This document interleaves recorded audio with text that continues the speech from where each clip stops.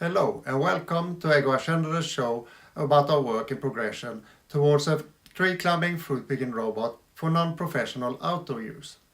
In this episode of Ego Ascendere, we will talk about robots and the mirror test.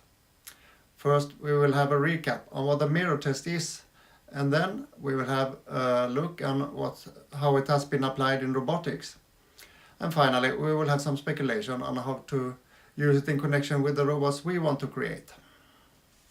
The mirror test, or sometimes called the mirror self-recognition test, or just short MSR, was developed in 1970 by the psychologist Gordon Gallup Jr. in an attempt to determine whether an animal has the ability of visual self-recognition. In the classic MSR test, an animal is anesthetized and then marked, for instance with some paint or a sticker, on a part the animal cannot normally see.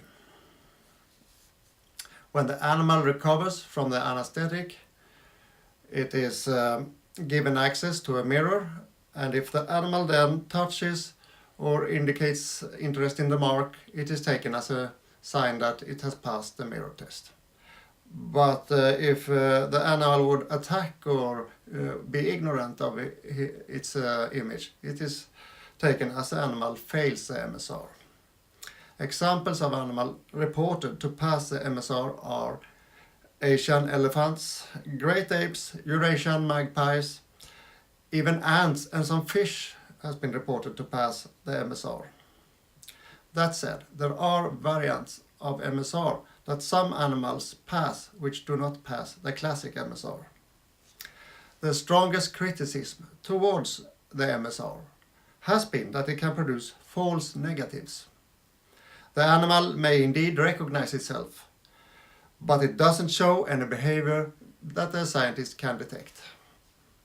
Maybe it just isn't interested in watching itself. The conventional view is that passing the mirror test reveals that one is capable of self-recognition, perhaps even self-awareness. Self-awareness is a prerequisite for taking part in the sophisticated give and take involved in high-level social cooperation, such as that presupposed by a moral community. Perhaps not every self-recognizer is a moral animal, but is a moral animal a self-recognizer? And can we program a moral robot which is not a self-recognizer? Controversy over who should be considered passing and why also spills over to the theory of other mind. The classic version of the problem is this: what justifies the nearly universal assumption that other beings have minds like yours? You know from the inside, as it were, that you feel pain, and you assume that others do as well.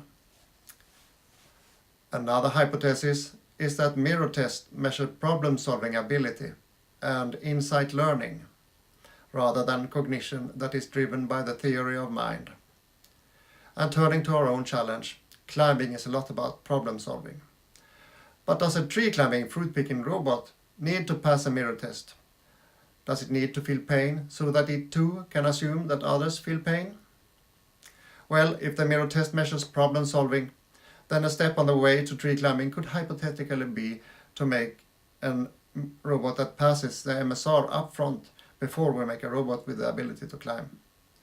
However, strong criticism can now be directed to the MSR in that it can give false positives when it's used in robotics. It's fairly easy to specifically program a robot that passes the mirror test. Probably a lot easier than it would be to program it with some general guidelines that so happen lead to it passing the mirror test.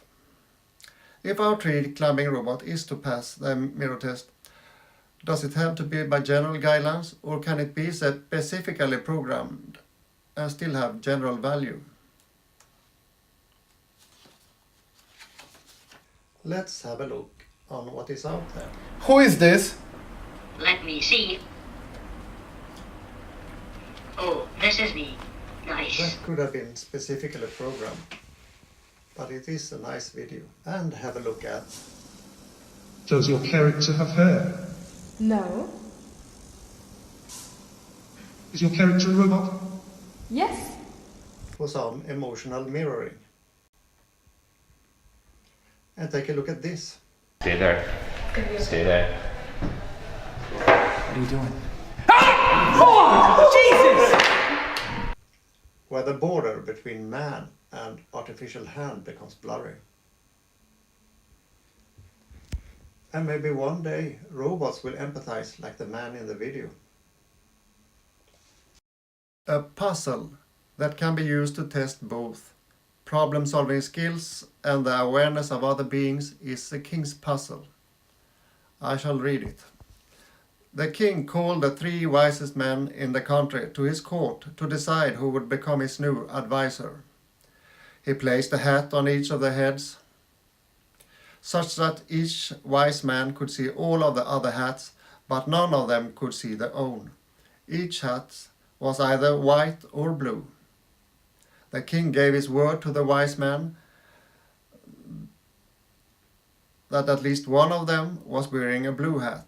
In other words, there could be 1, 2 or 3 blue hats, but there could not be 0 blue hats. The wise men were also forbidden to speak to each other. The king declared that whichever man stood up first and correctly announced the color of his hat would become his new advisor. The wise man sat for some time before one stood up and correctly announced the answer. What did he say, and how did he work it out? If you want to take some time and solve this for yourself, then now is the time to hit the pause button. Otherwise follows a solution. If there was only 1 blue hat, then the wearer of that hat would see 2 white hats and quickly know that he has to have a blue hat, given that at least one wears a blue hat. So he would stand up and announce this straight away. If this hasn't happened after some time, the wise man, being wise, deduced there must be at least 2 blue hats. If there were 2 blue hats, then either one of those wearing a blue hat would see 1 blue hat and 1 white hat, but not know the color of their own hat.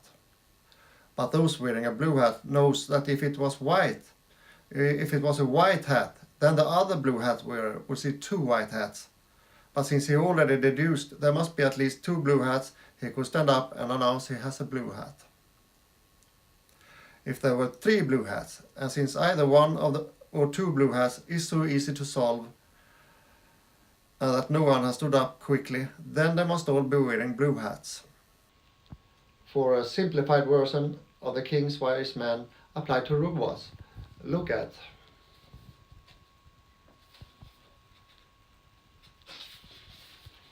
3 robots will be head tapped. 2 of the head taps will render the robot silent, and 1 is a placebo. The tester asks the robots which tap they received. They silence for a little while, and then one of the little bots gets up and declares, "I don't know." But at the sound of its own voice, it changes his mind and puts his hand up. "Sorry, I know now." The test requires the AI to be able to listen to and understand a question, but also to hear its own voice and recognize that it's distinct from the other bots.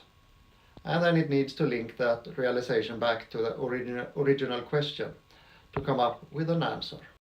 Let's make a mirror self-recognition test. My assistant Beaky here. And when I blindfold him, he will think he's asleep and I can safely put the tape on his head and without him knowing it.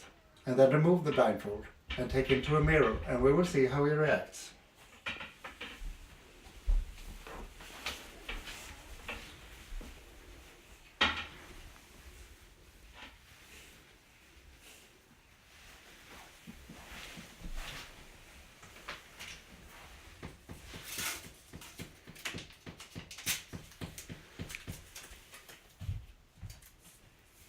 Now I can take the blindfold off. Please wake up, Vicky. Come, I want you to meet the person. Here. Hi there. You look so weird. You have something in your forehead. Why are you pointing finger at me? Do you want to mess with me? Oh my god, he's so scary, he's trying to attack. There, Beaky. I'm sure that guy was just as scared as you. Yes, sadly, my assistant Beaky does not seem to pass the mirror self-recognition test.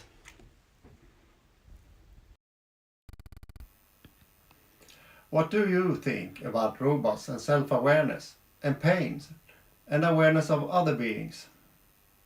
Share your thoughts in the comment section below. Don't forget to hit the like and subscribe buttons if you are watching this on YouTube.